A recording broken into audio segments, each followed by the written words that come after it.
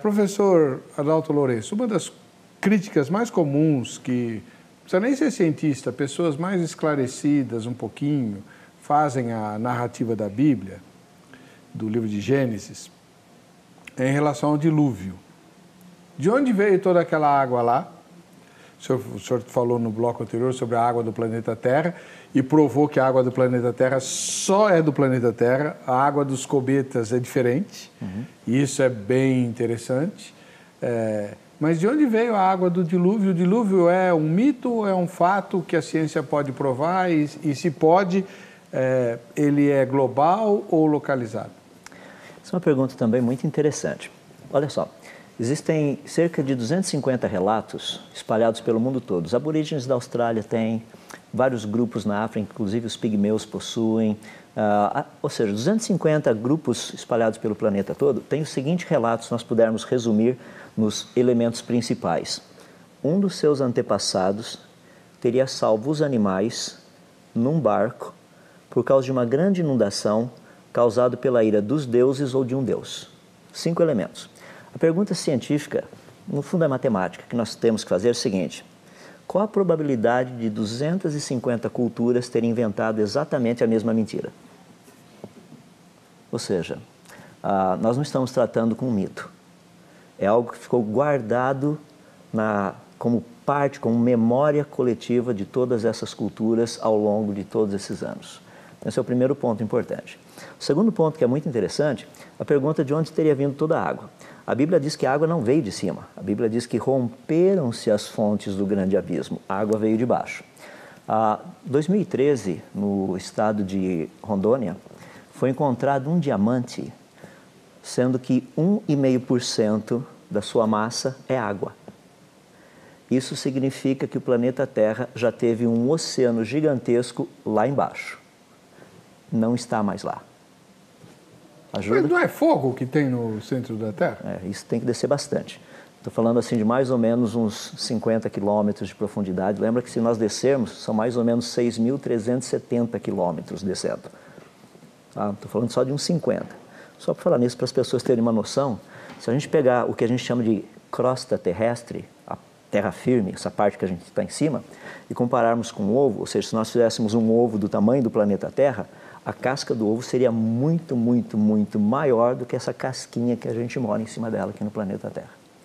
Ou seja, mais ou menos uns 50 quilômetros abaixo, de 50 a 100 quilômetros, já houve um oceano gigantesco nesse planeta que não está mais lá.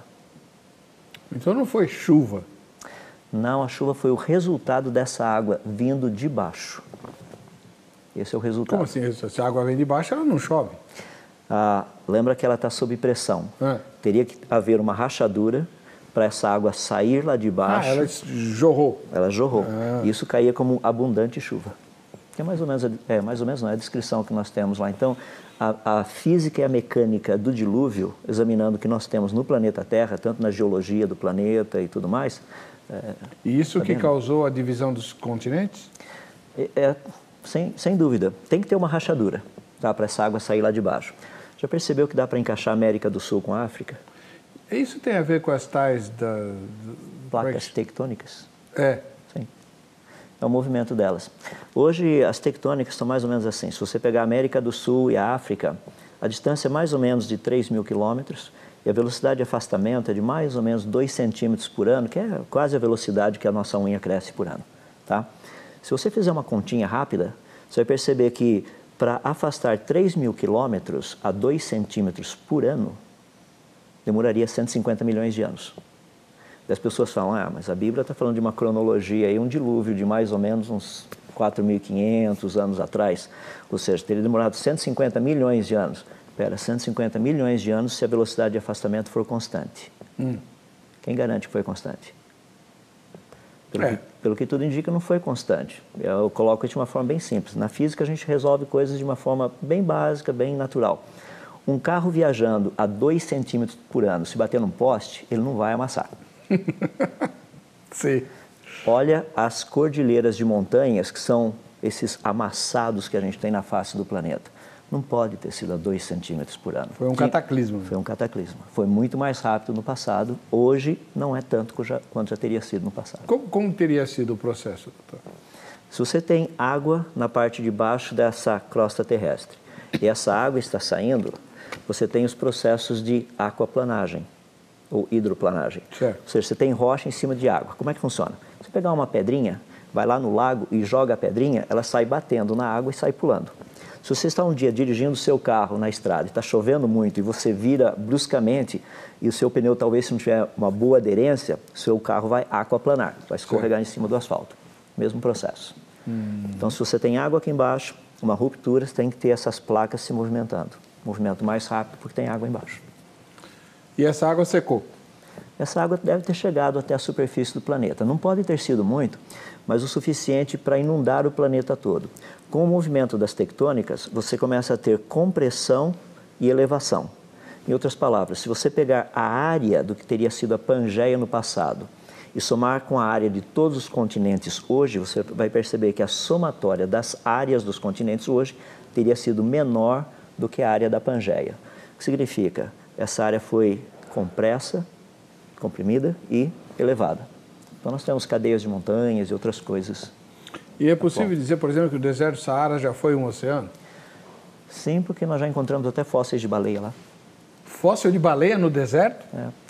Se você pegar na China, a mesma coisa, tem um deserto gigantesco lá na China. E como é que você explica isso? Onde é que está o oceano que estava lá? É só inundar o planeta. Se você inundar um planeta, você tem um planeta todo embaixo d'água.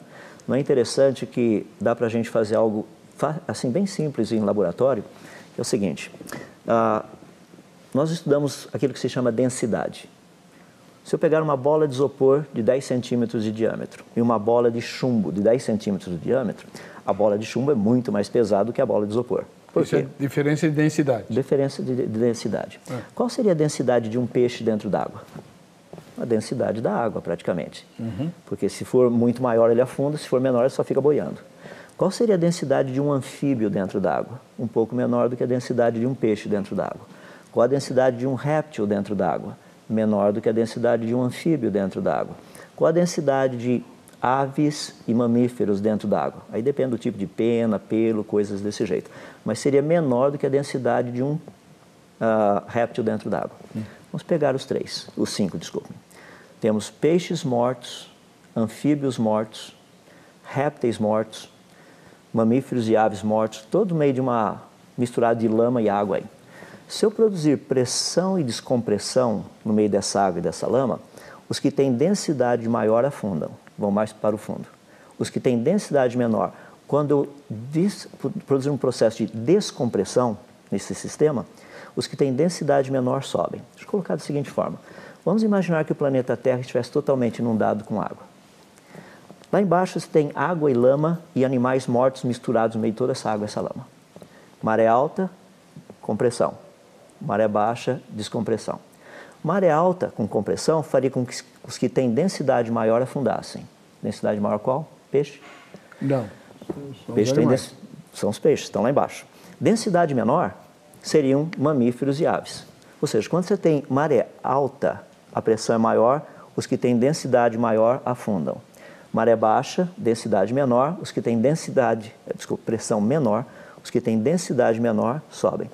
Depois de maré alta produzindo pressão, maré baixa, descompressão, depois de um tempo, você teria uma ordem de animais mortos no meio dessa água e dessa lama. A ordem seria peixes, anfíbios, répteis, mamíferos e aves, alguma coisa assim, ou aves e mamíferos. Isso a gente reproduz em laboratório. Qual a ordem que nós encontramos no registro fóssil?